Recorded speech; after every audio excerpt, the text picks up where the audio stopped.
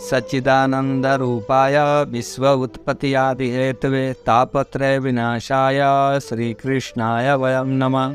कृष्णाय वासुदेवाय हरये परमात्मने प्रणतः क्लेशनाशाय गोविंदाय नमो नमः।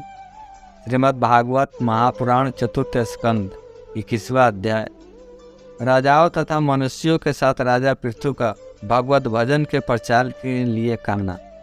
मैत्रेय जी कहने लगे, हे विदुर जी, राजा पृथु ने शिष्टाचार के उपरांत सब राजाओं, ऋषि मुनियों, अन्य लोगों की सभा में बैठकर इस तरह कहा, हे महानुभावों, मैं आपसे एक वस्तु मांगता हूँ, उसके लिए कोई दबाव नहीं डालना चाहता। यदि आप लोग प्रसन्नतापूर्वक उसे देना स्वीकार करेंगे तो मैं आपका बहुत उपकार मानूंगा। महाराज पृथु के ऐसे विनम्र वचन सुनकर अन्य राजाओं ने हाथ जोड़कर उत्तर दिया, हे पृथ्वीपते, हमारे तन मन धन आपके चरणों पर न्यौछावर हैं। आप जो आज्ञा देंगे हम वही करेंगे। तब राजा पृथु ने कहा, मैं यह चाहता हूँ कि समस्त द्वीपों के निवासी जितने भी छोटे बड़े स्त्री पुरुष हैं, वे सब श्री नारायण जी का भजन पूजा किया करें। जिस राजा के देश की प्रजा जो पाप तथा पुण्य करती है, उन सब का 6वां भाग राजा को प्राप्त होता है। इसलिए मैं यह चाहता हूँ कि सब लोगों को श्री नारायण जी के चरणों में भक्ति और प्रीति अवश्य रखनी चाहिए। चारों वर्णों में श्री हरि का अवतार और लीलाओं की कथाओं का श्रवण करना चाहिए। जो प्राणी श्री हरि का सच्चे मन से ध्यान करता है, श्री नारायण जी उस पर कृपालु होकर उसे चारों पदार्थ धर्म अर्थ काम और मोक्ष प्रदान करते हैं। अन्य राजाओं के शासनकाल में वर्णों एवं स्थानों के अलग अलग धर्म प्रसिद्ध थे, परंतु अब मेरी यह अभिलाषा है कि श्री नारायण जी का स्मरण करना और उन्हीं के भक्ति को अपने हृदय में स्थान देना, यह सब लोगों का धर्म होना चाहिए।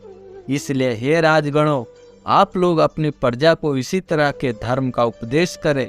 खेतों में अन्न पैदा होता है, उसका 6वां भाग राजा को प्रजा से लेना चाहिए, परंतु मैं उस अंश को भी प्रजा के लिए छोड़ देता हूँ। सब लोग उस अंश के द्वारा हवन और दान आदि किया करें। उस अंश के अतिरिक्त जिस किसी प्राणी को अधिक धन की जरूरत हो, वो मुझसे ले जाए। जो लोग शुभ कर्मों के में धन खर्च करेंगे, मैं उनसे बहुत प्रसन्न रहूंगा। जो धन धर्म में व्यय हो अथवा किसी दूसरे के काम में आवे, उसी को श्रेष्ठ समझना चाहिए।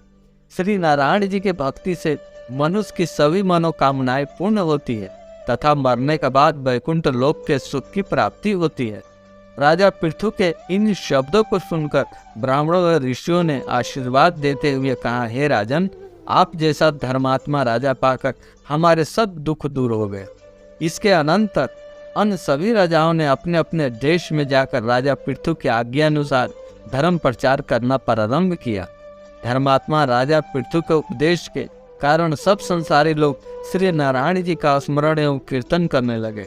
उस समय एक दिन ब्रह्मा जी की सभा में सनकादिक ऋषियों ने इस प्रकार कहा, हे पितामह, मृत्युलोक में राजा पृथु ऐसा उत्पन्न हुआ है कि उसके उपदेश के कारण संपूर्ण संसार में भागवत धर्म फैल गया। उसके धर्म प्रचार से सभी लोग कृतार्थ हो जाएंगे। अब हम लोग भी उसे देखने के लिए जा रहे हैं।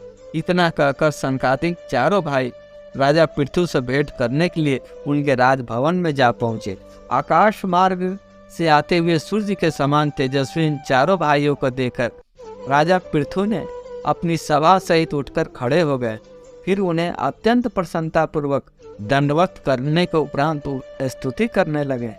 सिंहासन पर सम्मान सहित बैठाने के उपरांत राजा ने उनके चरण धोए तथा विधि पूर्वक चरणामृत लेने के पश्चात हाथ जोड़कर इस प्रकार उनसे कहना आरंभ किया कि हे महात्मन, आपने बिना बुलाए यहाँ आकर मुझे कृतार्थ कर दिया है। मैं समझता हूँ कि आज मेरे किसी पूर्व जन्म का पुण्य उदय हुआ है। राजा के ऐसे दीन वचन सुनकर सनत कुमार जी ने कहा, हे राजन, श्री नारायण जी के चरण कमलों में तेरी अटल प्रीति सुनकर भी हम यहाँ आए हैं।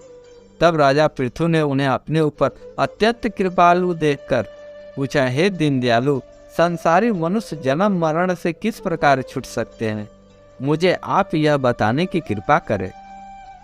सनत कुमार जी ने इस प्रकार कहा, हे राजन, तुमने यह बात संसार के कल्याण के लिए ही पूछी है, अतः हम तुम्हें इसका उपाय बतलाते हैं।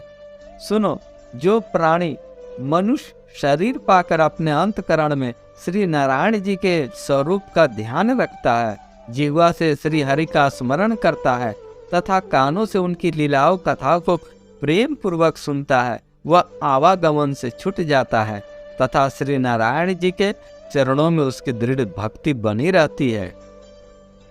मैत्रेय जी बोले, हे विदुर जी, सनकादिक के चले जाने के उपरांत राजा पृथु ने बहुत समय तक धर्म पूर्वक प्रजा का पालन एवं राज्य किया।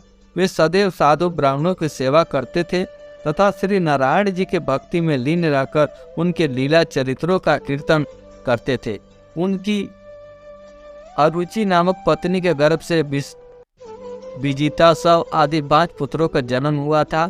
कुछ दिनों पश्चात राजा ने विचार किया कि राजधन आदि सदैव स्थिर नहीं रहते और न मरने के बाद किसी के साथ ही जाते हैं, इसलिए मुझे यही उचित है कि मैं इन सब को त्याग कर वन को चला जाऊं और वहां आकर अपने परलोक को सुधारने के निमित्त श्री हरि भगवान का तप तथा ध्यान करूं।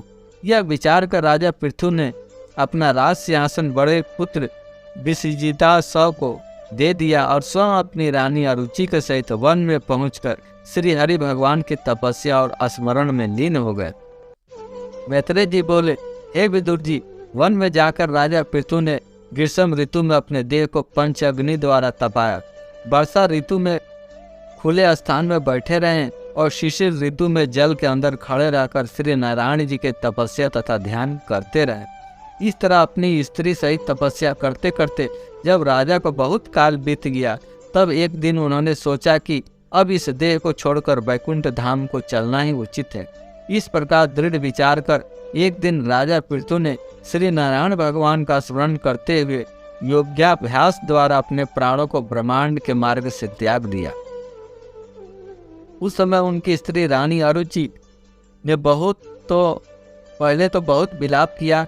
इसके बाद धीरज रखते हुए उसने जंगल में से लकड़ी आदि इकट्ठी कर चिता तैयार की और उस चिता पर राजा के मृतक देह को रखकर अग्नि संस्कार कर उस चिता की 7 परिक्रमा करके हाथ जोड़कर इस प्रकार कहने लगी, हे नाथ, मैं आपके बिना किसी स्थान पर नहीं रह सकती, इसलिए आप जहाँ जा रहे हैं उसी जगह मुझे भी अपनी सेवा करने हेतु ले चलिए, क्योंकि आपके चरणों की सेवा द्वारा मेरा परलोक सुधर जाएगा।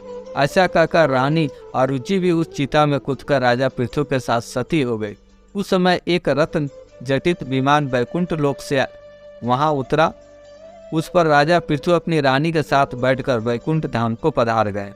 जय जय श्री राधे, जय जय श्री राधे, जय जय श्री राधे। शेष अगले अंक में। जय जय श्री राधे।